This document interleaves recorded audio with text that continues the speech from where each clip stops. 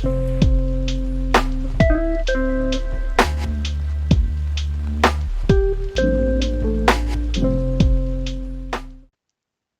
you like this video, please give it a thumbs up, smash the like button, and feel free to share it with others so that they can see it too.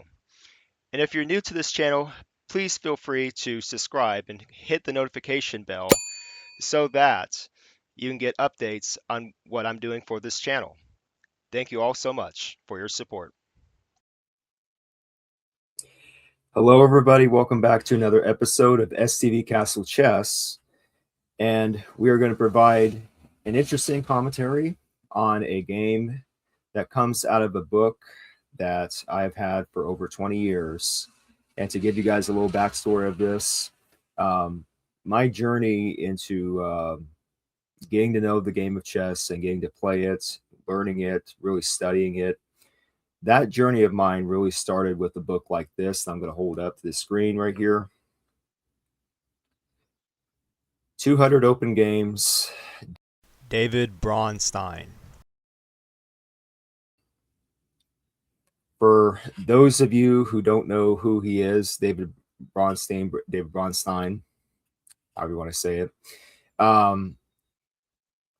He is a well-renowned chess player, international grandmaster.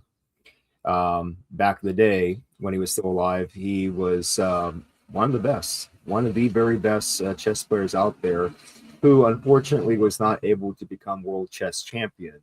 However, he got very close in 1951. In this game that we're going to showcase here, this took place in 1945. And he goes up against a very formidable opponent in Alexander Koblenz. Both of which are, Soviet, Russian, born and raised. But yeah, this is a game that comes out of this book, 200 Open Games. I suggest that you pick up this book when you guys can online, read through it. And this game that we're going to feature here, the commentary picks up here on page 18, featuring this game in particular. I'm going to read just little parts of it as we go along here. And the one thing that I want you guys to really focus on when you look at this game is the positioning. Let's switch over to the WeChess.org layouts here. So the King's Gambit was played in this game. This was an opening that Bronstein, he was very well known for playing. What I like about this book, 200 Open Games, is that he goes into great depth as to why he plays the moves that he plays, and also the moves that he doesn't play, which is highlighted here around move 11 of this game, which we'll highlight very much so later on. But let's get the game started. The standard King's Gambit opening is this: e4, e5, f4. That's offering the King's Gambit, King's Bishop Pawn, which Koblenz takes. E takes f4, knight f3, bishop e7.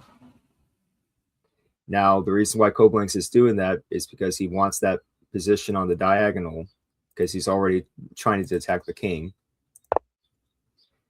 Bishop c4, knight f6. Koblenz is trying to go after the king's pawn.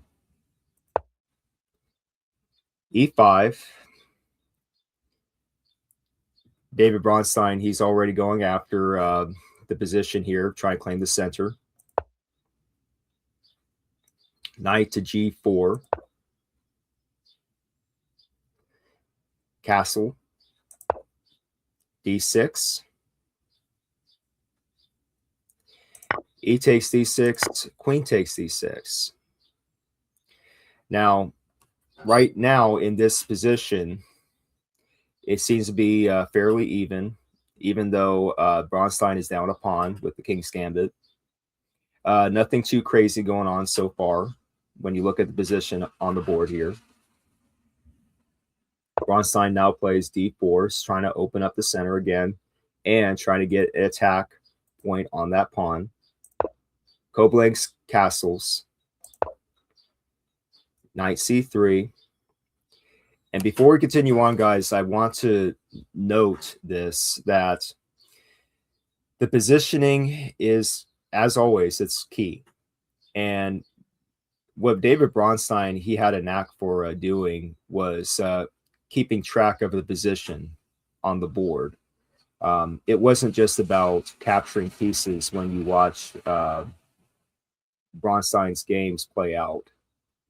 I mean, he was aggressive when he had to be in his games, but Bronstein, he always kept in mind what the positioning was like on the board.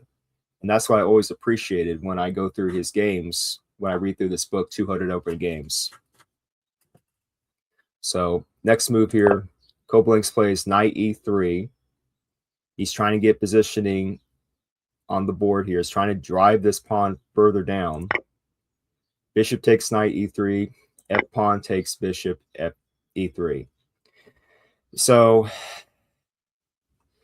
normally when you see a pawn this far down, some players, and I'm just being honest, some players, they overreact to this. They overreact to the opposing pawn being this far down. But keep in mind that Bronstein, in his storied career, he played through all sorts of positions like this, and he didn't mind pawns being this far down. So queen to d3, knight to c6, rook a to e1, bishop to g4.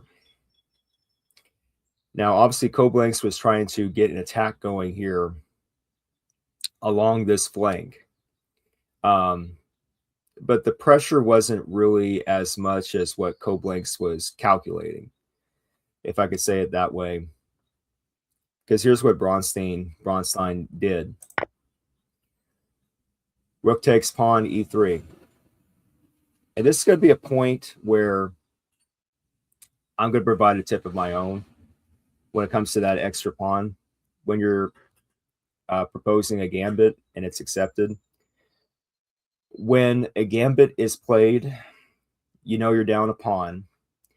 And when you see a pawn being driven down your side of the board, an opposing pawn being driven down your side of the board, it's best not to overreact to it.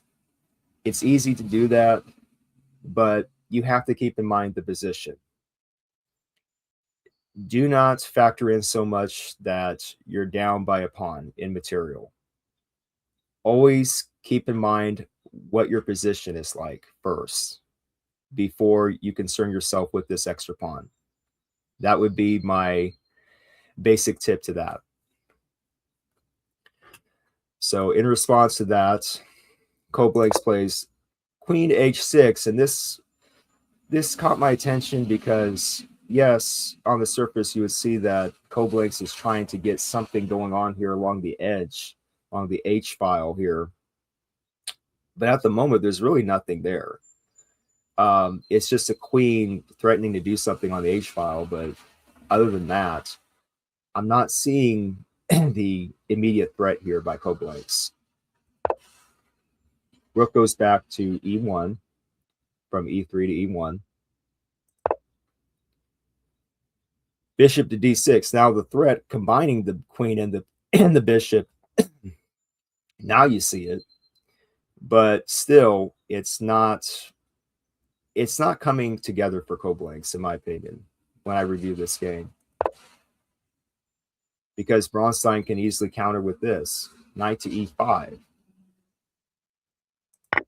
Knight takes knight e5. D-pawn takes knight e5, driving back the bishop. And there you go. That threat, it has been extinguished. Bishop goes to c5 check, just trying to give the king something to do. King goes to h1. If you check out Bronstein's position here, there's really nothing to worry about. Bronstein is in no danger of getting his king checkmated here. He's really covered. He's got two pawns that are not interrupted. They're not messed with. His rooks are very active. Um, he's got a bishop staring down the pawn and the king here with the diagonal. And the queen is going to get activated any moment now. So Bronstein, he's doing good. So continuing on, light squared bishop goes to e6, offering a bishop exchange in theory. Bronstein moves his knight to e4. Again, it's about positioning, guys. Attacking the dark square bishop. Bishop goes back to b6. c3. I like this move because it's so subtle. At first glance, you're like, okay, why is he moving a pawn? But there again, it's about claiming a better position, which is why I titled this episode, Claiming the Better Position. Rook a to d8, trying to drive the queen away. Queen goes back to e2. Rook f to e8, preparing to deploy some sort of attack on this pawn. Now a bishop exchange. Bishop takes bishop e6. Rook takes bishop e6. And there again, there's the pawn supposedly in danger. Excuse me. Queen to f3. You notice how Bronstein doesn't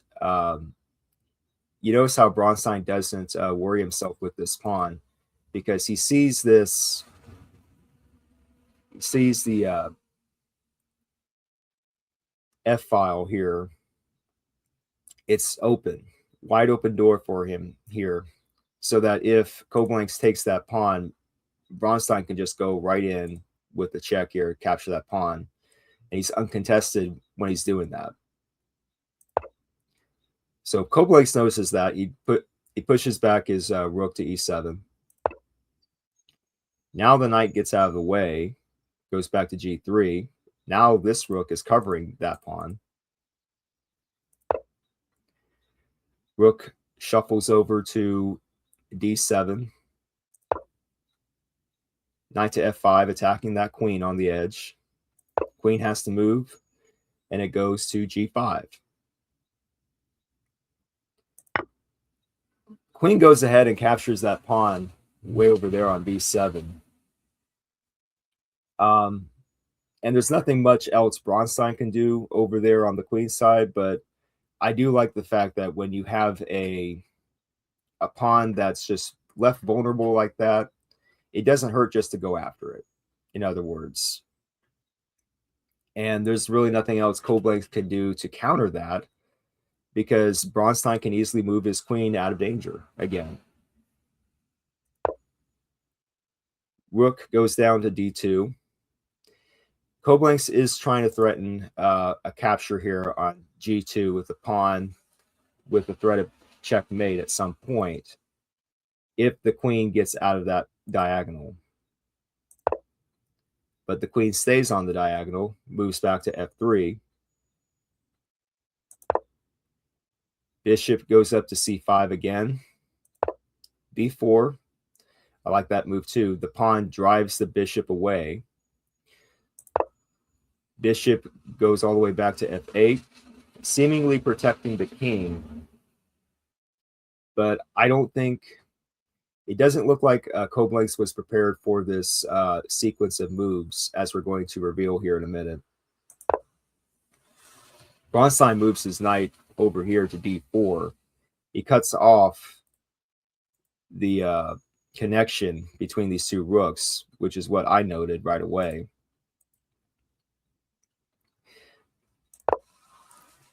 King moves to h8, and that was not a good move at all by Koblenz, because that just opens up this.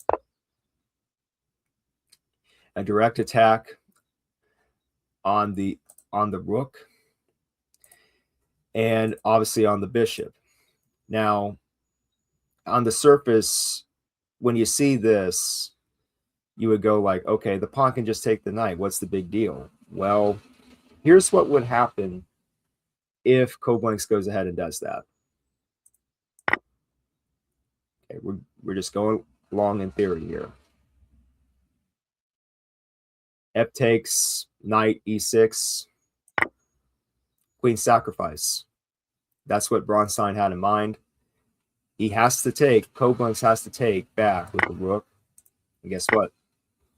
Checkmate. Isn't that beautiful? I mean, wow. That is grandmaster level of stuff when it comes to playing the game of chess, in my opinion. So no, you don't take that knight, even though it's very enticing. So I want to go back to this one move in this game. And Bronstein, in his commentary here in this book, 200 Open Games, he made a big deal out of this. The move queen to d3, move 11, which I'm going to highlight a little bit here before I wrap this up. I found this very interesting. Reading out of 200 Open Games, page 18. However, this is not the case, or not quite. Here, as in any game, a whole variety of subtleties are hidden behind each move. For example, instead of the quiet move 11, queen to queen 3, in this case, queen to d3, White's pieces could have immediately thrown themselves into a kingside attack. Instead, what he proposes here, knight to king 5, let's just play it here in real time. Move back one move.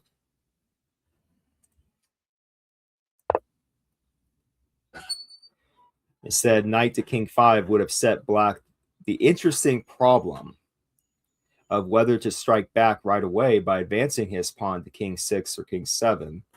We're dealing with old school annotations here, by the way, guys. Or whether to think first about the unpleasant threats to his king. And then Bronstein goes ahead and talks about all the combinations that follow after this.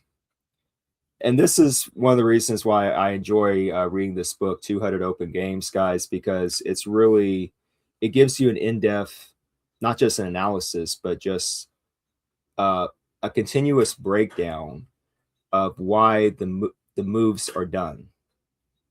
And as a chess player, you know, you have to enjoy that. You have to appreciate that. And so moving on here, skipping ahead to the other page here, to sum up, the variation, knight king 5, bishop king 3, knight to knight 5, bishop takes bishop. That whole sequence would reduce a very sharp position to the most boring endgame. I like the commentary. And now, on your honor, what would you yourself have played? Knight to king 5 or queen to queen 3? What was played here was queen to d3. I find stuff like this interesting when I read chess books. I can't help it.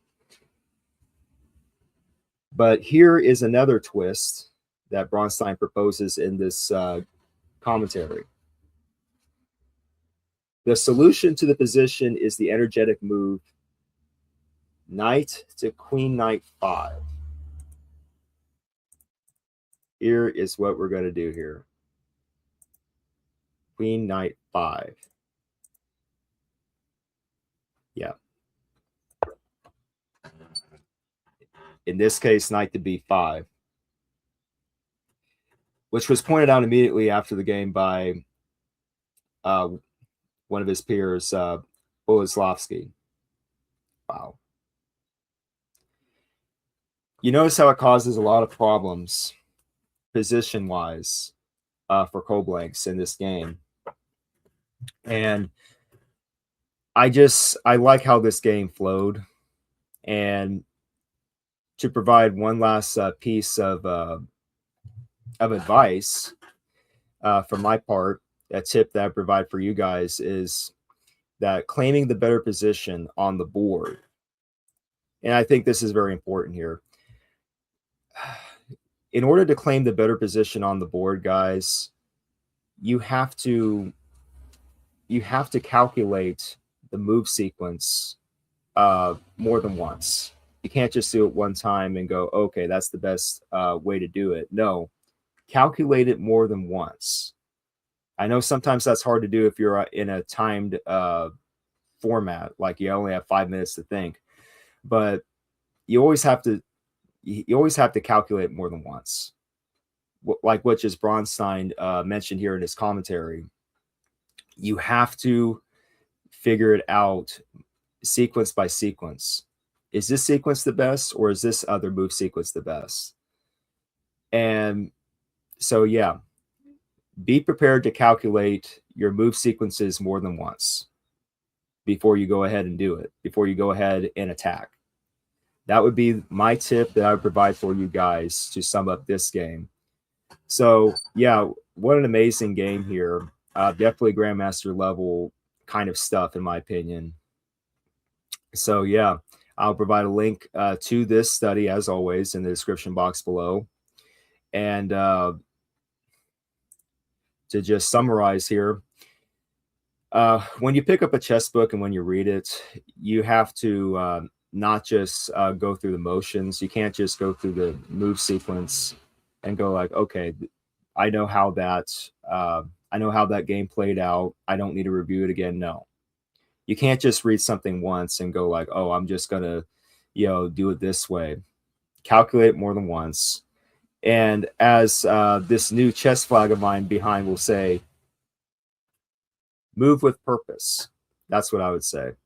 So let me know what you guys think about this game in the comment section below. I highly encourage you guys to check out this game and play through the moves yourselves. What would you do differently?